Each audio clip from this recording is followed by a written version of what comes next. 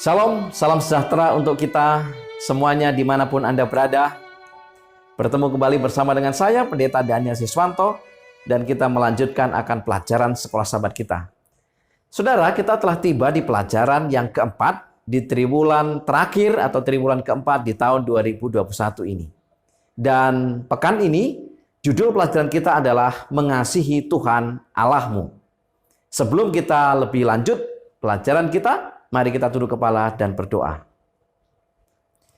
Bapa kami yang di sorga, bila mana kami akan mempelajari firman-Mu melalui pelajaran sekolah sahabat, curahkanlah kuasa Roh Kudus-Mu untuk masing-masing kami, agar kami diberikan kuasa untuk memahami, mengerti, dan pelajaran ini meneguhkan iman percaya kami.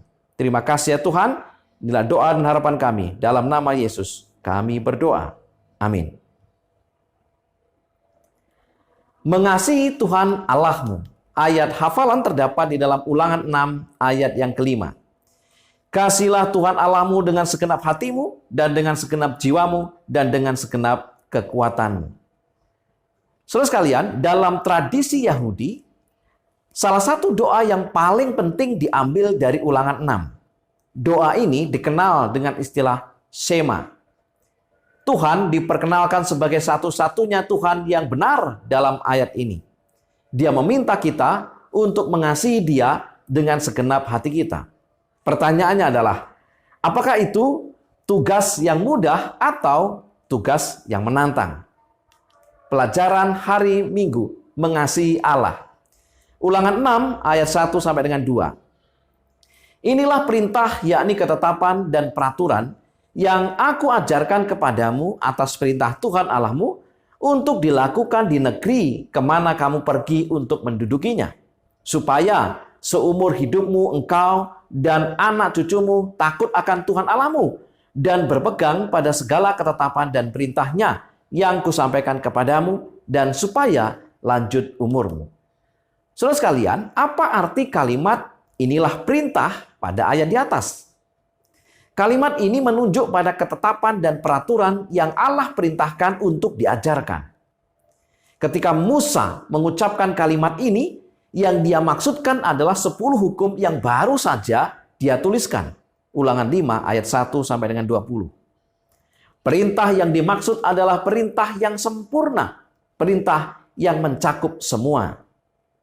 Kata perintah dalam bahasa Ibrani, sawah, muncul sehubungan dengan perintah kasih, Ulangan 6 ayat 6. Dan dengan kata kerja mengajar, dan ini dengan jelas menunjuk pada perintah untuk mengasihi. Ulangan 6 ayat 4 sampai dengan 5, firman Tuhan berkata, dengarlah hai orang Israel, Tuhan itu Allah kita, Tuhan itu Esa. Kasihlah Tuhan Allahmu dengan segenap hatimu, dan dengan segenap jiwamu, dan dengan segenap kekuatanmu. Pertanyaannya adalah, apa arti perintah untuk mengasihi Tuhan dengan segenap hatimu? Pertama, umat Allah dipanggil untuk mencintai Allah. Bukan hanya mengasihi Dia, tetapi dalam melakukannya harus dengan segenap hati, segenap jiwa, dan dengan segenap kekuatan. Yang mana hal ini menunjuk kepada sifat absolut dari kasih ini.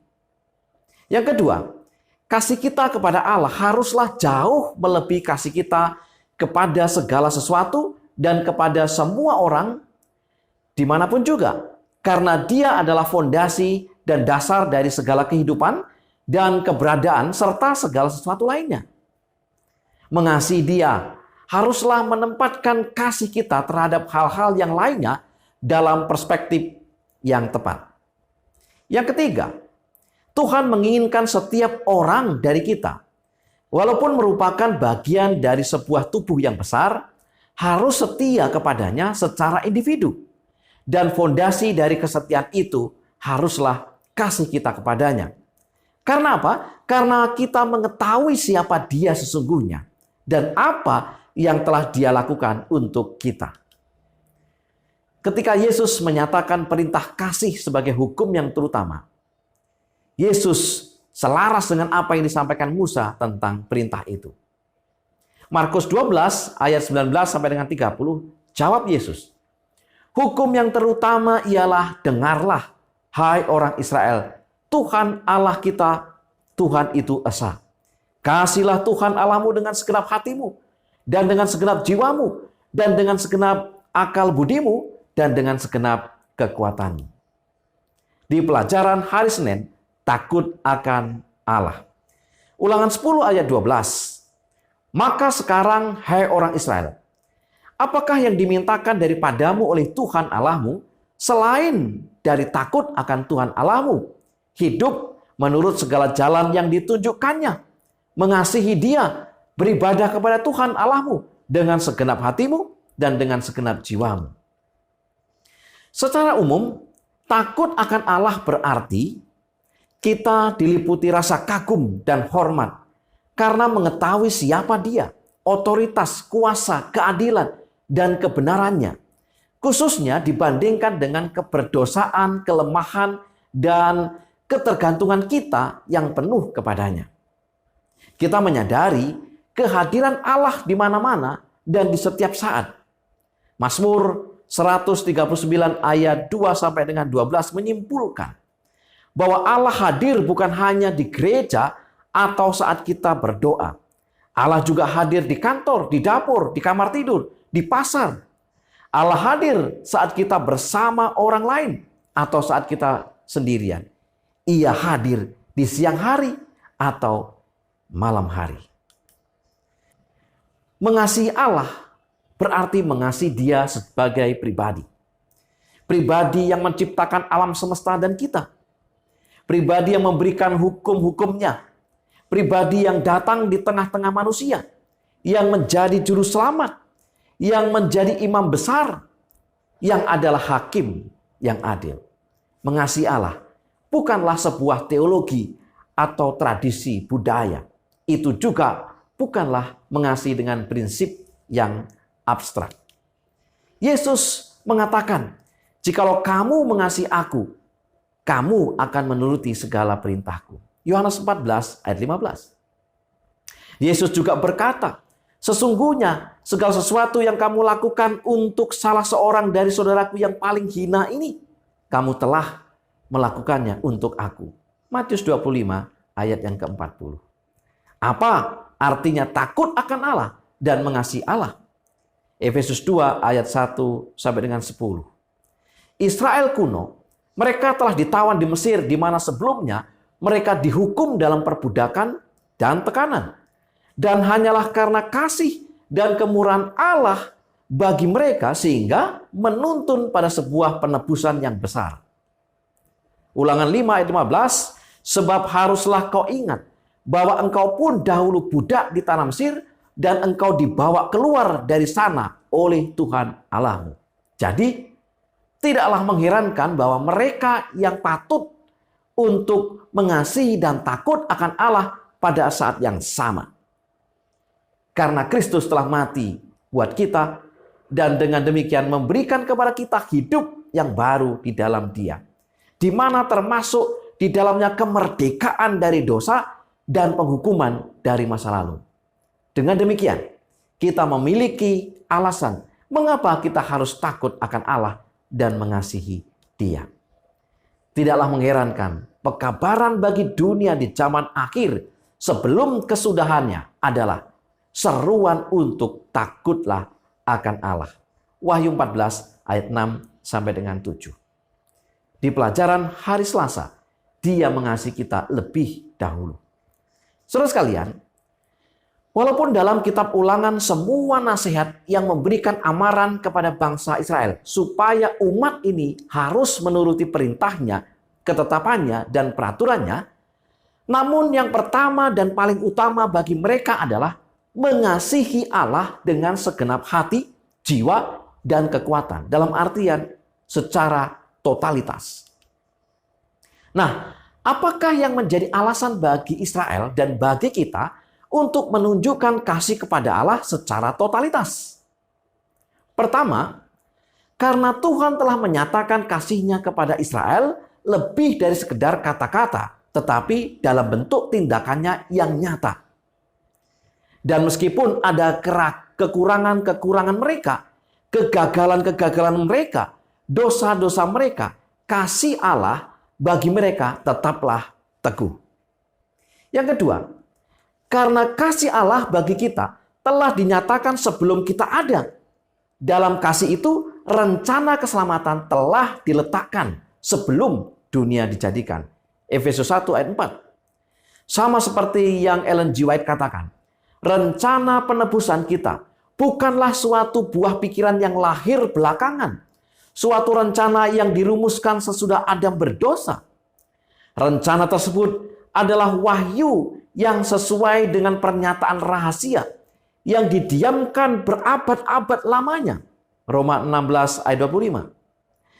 Itu adalah uraian azas-azas yang telah menjadi dasar singgasana Allah sejak zaman abadi. Alfa dan Omega, jilid 5, halaman 16. Yang ketiga, karena Dia benar-benar adalah Allah yang penuh kasih. Sebuah kasih yang besar yang membuat Dia kesalib untuk kita. Kasih pengorbanan diri di mana Ia telah merendahkan dirinya dan taat sampai mati, bahkan sampai mati di kayu salib. Filipi 2 ayat 8. Itulah sebabnya saat ini kita memiliki sebuah pernyataan kasih Allah bagi kita yang mungkin saja anak-anak Israel bahkan belum pernah membayangkannya. Saudara sekalian, pertanyaan untuk kita renungkan. Apa jadinya dengan dunia ini jika Allah itu menunjukkan kebencian atau jika Allah tidak tertarik dengan keadaan kita? Mengapa pernyataan kasih Allah kepada kita haruslah menjadi sesuatu yang membuat kita penuh dengan sukacita? Biarlah kita renungkan pernyataan itu. Di hari Rabu, jikalau kamu mengasihi aku, turutilah segala perintahku. Saudara sekalian, sebagai pribadi manusia yang diberikan kebebasan memilih, setiap orang harus membuat pilihan untuk mengasihi Allah. Dan mereka harus menunjukkan kasih itu melalui penurutan.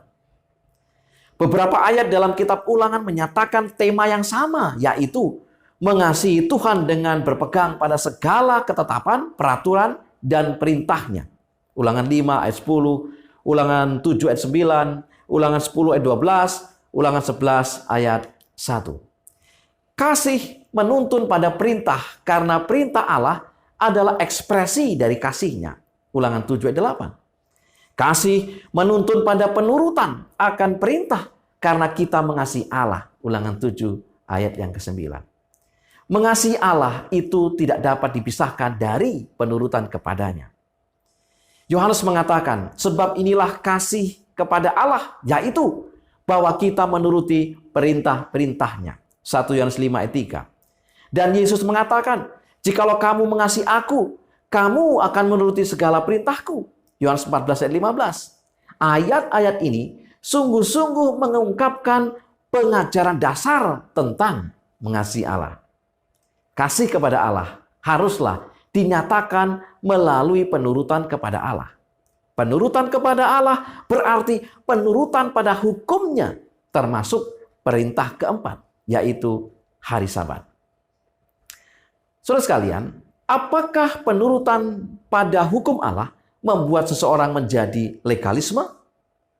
Pertama, memelihara hukum keempat tidaklah membuat seseorang menjadi lebih legalisme dibandingkan memelihara ke-9 hukum lainnya. Yang kedua, ketika kita benar-benar mengasihi Allah secara khusus berdasarkan apa yang Dia telah lakukan bagi kita di dalam Yesus Kristus, kita akan menurutinya. Penurutan pada hukum Allah berdasarkan kasih kepadanya tidak membuat seseorang menjadi legalisme.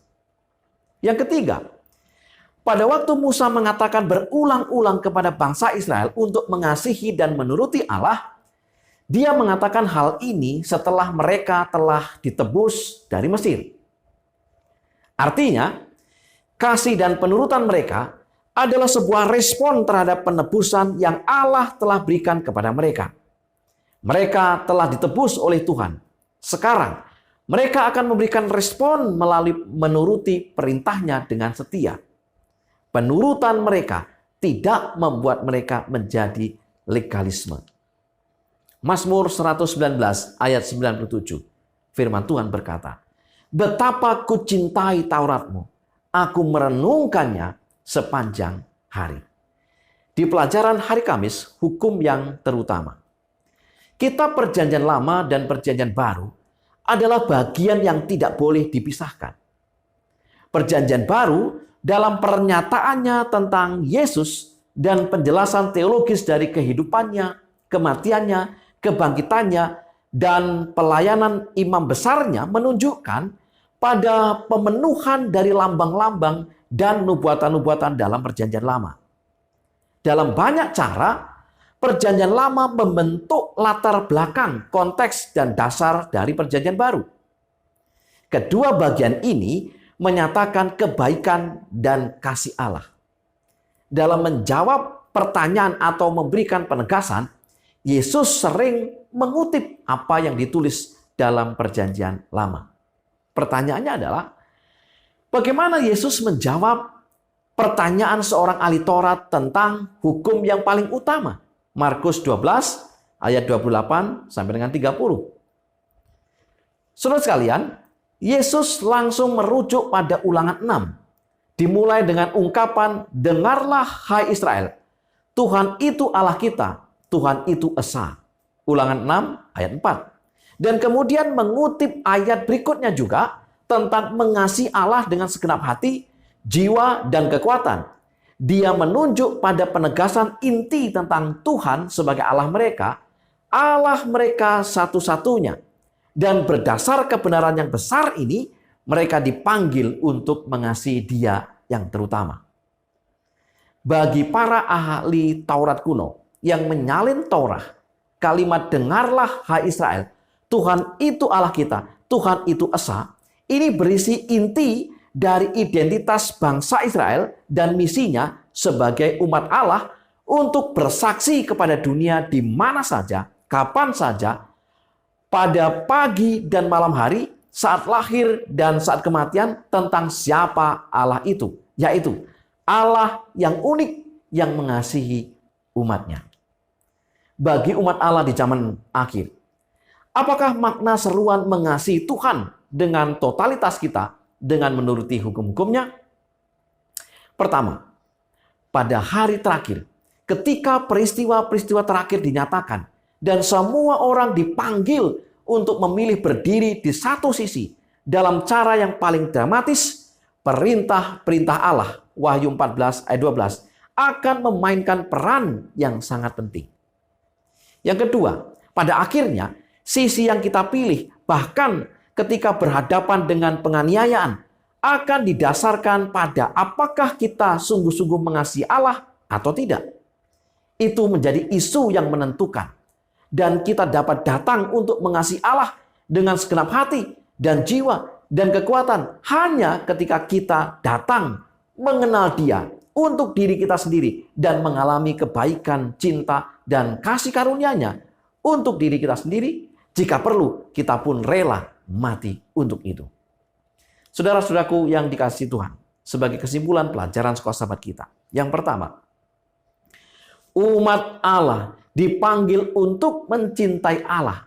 Bukan hanya mengasihi Dia, tetapi dalam melakukannya harus dengan segenap hati, segenap jiwa, dan dengan segenap kekuatan.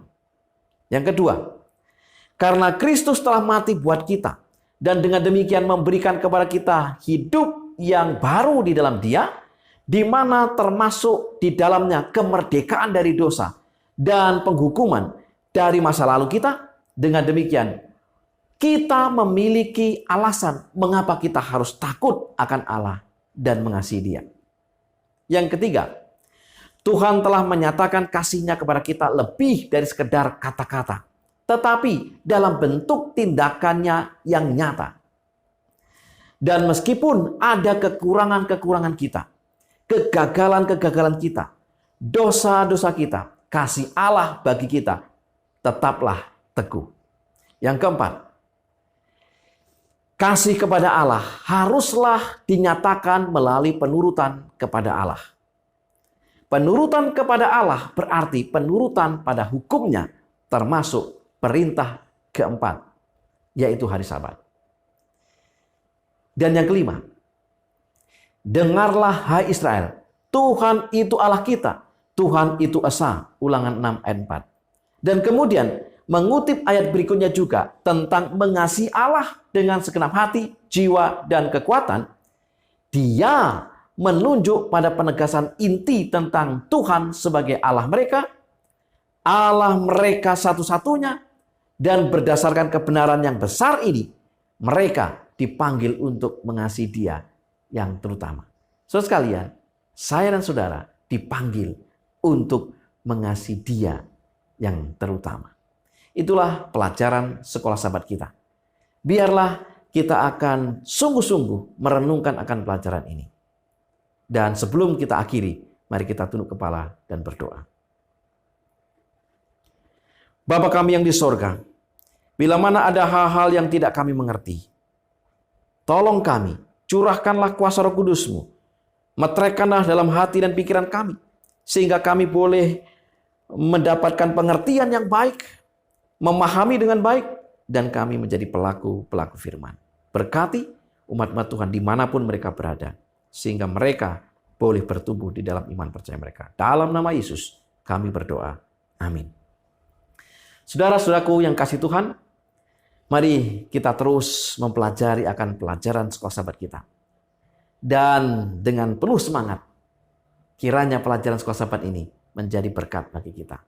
Selamat sahabat, selamat belajar. Tuhan memberkati kita.